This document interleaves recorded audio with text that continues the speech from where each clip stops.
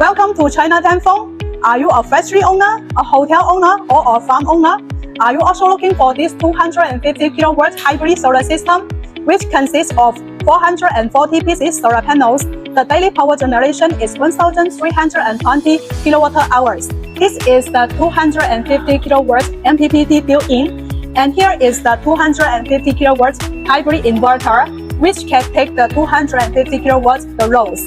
This is the lithium battery. The capacity is 500 kilowatt hours, which can work 8 to 10 hours.